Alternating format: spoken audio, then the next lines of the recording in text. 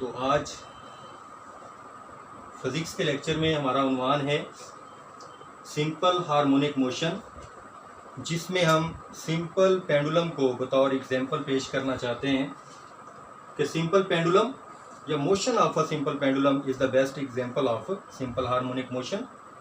Simple pendulum, जैसा कि मैंने बताया है कि ये एक रस्सी और इसके साथ जो है एक मखसूस किस्म की ऐसी प्लम्ब लाइन, जिसको समझ लें, ऐसी स्ट्रक्चर होती है जिसका वॉल्यूम जो है वो बहुत कम है लेकिन इसका मास ज़्यादा होता है, जिसकी वजह से इसकी डेंसिटी मैक्सिमम होती है।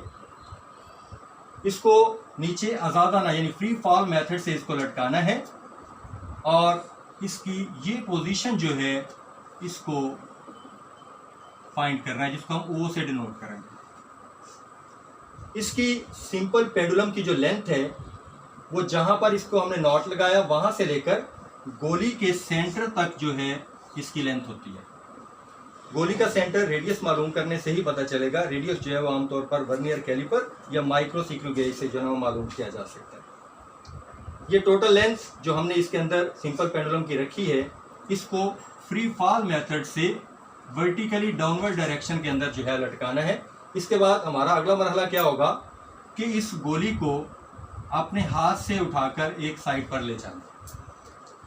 जितना फासला हमने इसको ट्रांसफ़र किया है ये इसका डिस्प्लेसमेंट होगा और the maximum distance between mean position and extreme position is called its amplitude. Amplitude जो है सिंपल पेंडुलम का, वो अगर हम बड़ा कर लेंगे या छोटा कर लेंगे, बड़ा या छोटा करने से इसकी जो टाइम पीरियड है उस पर कोई असर नहीं होता। गोली अगर ज़्यादा मास की होगी या कम मास की होगी, इसका भी सिंपल पेंडुलम के टाइम पीरियड पर कोई असर नहीं होता। ये इससे फ्री है, यानी टाइम पीरियड जो है, the time period of a simple pendulum always independent from its amplitude and its mass. अब जो है ये जो हमने इसको डिस्प्लेसमेंट करवाया है, ये हमने इसको एक मखसूस फोर्स इसके अंदर जो है वो पुट की, जिसकी वजह से एक्स डिस्प्लेसमेंट तक ये पहुंच गया। एक्सट्रीम पोजीशन ए तक जब ये पहुंचा, हमने इसको यहाँ पर छोड़ना है और एक स्टॉप वॉच से जो है इसका टाइम जो है वो नोट करना है। 10 वाइब्रेशंस का टाइम जो है ना वो नोट करेंगे। वो प्रैक्टिकल के अंदर जो है ना हम उसको जो है ना वो फॉलो करेंगे। अब जब इसको छोड़ेंगे तो ये एक्सीलरेट करता हुआ आएगा अपनी मीन पोजीशन की तरफ।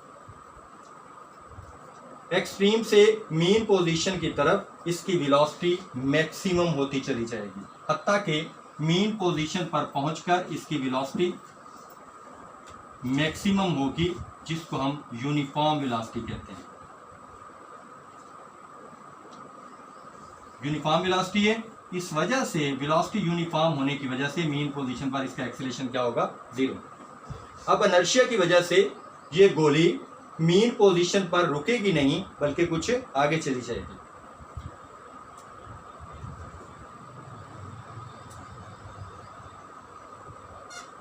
एक मखसूस फासले तक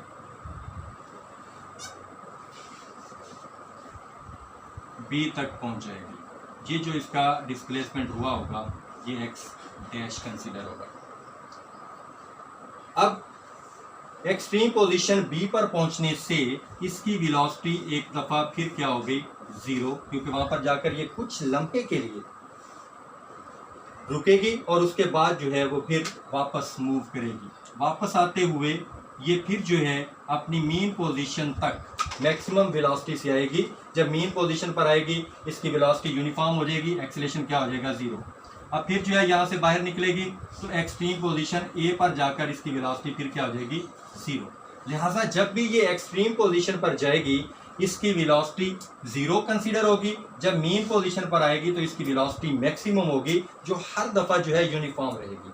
जितना पहले वाइब्रेशन में थी उतनी दूसरी वाइब्रेशन में, उतनी तीसरी वाइब्रेशन में। यानी जब भी ये मीन पोजीशन की तरफ इसने आना है या मीन पोजीशन के ऊपर आना है, उस वक्त इसकी वेलोसिटी जो है वो मैक्सिमम होगी।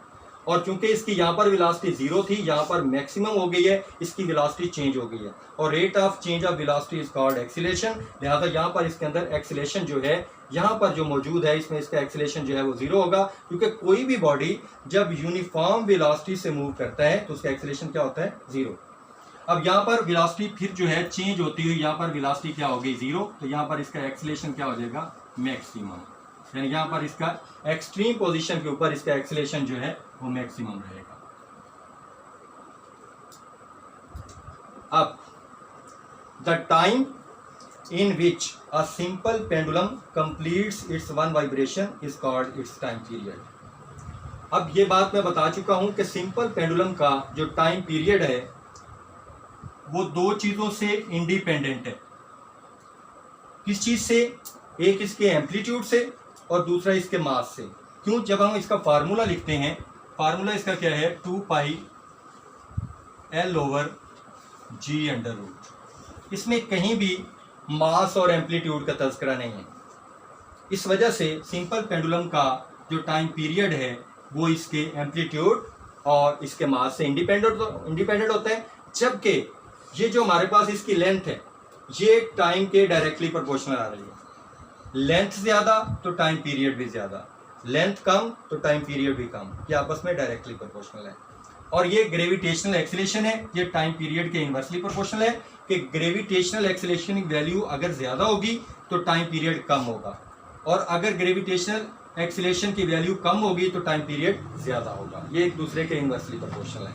यूँ हमें इस बात से पता चला कि क्योंकि यहाँ पर जब भी ये अपनी एक्सट्रीम पोजीशन से मीन पोजीशन की तरफ आता है तो इसकी वेलोसिटी मैक्सिमम होती चली जाती है, और मीन से जब ये बाहर की जानिब अपनी एक्सट्रीम पोजीशन की तरफ जाता है तो इसकी वेलोसिटी कम होती चली जाती है। और जब भी कोई बॉडी इस तरह से अपनी मोशन एक्सिक्यूट करती है कि जब भी वो मीन पोजीशन की तरफ आए उसकी वेलोसिटी मैक्सिमम होती चली जाए, तो ऐसी जो एग्जांपल है किसी भी मोशन की वो सिंपल हार्मोनिक मोशन कहलाती है। इट मींस ये बात साबित हुई कि सिंपल पेंडुलम की जो मोशन है वो बेहतरीन एग्जांपल है सिंपल हार्मोनिक मोशन की।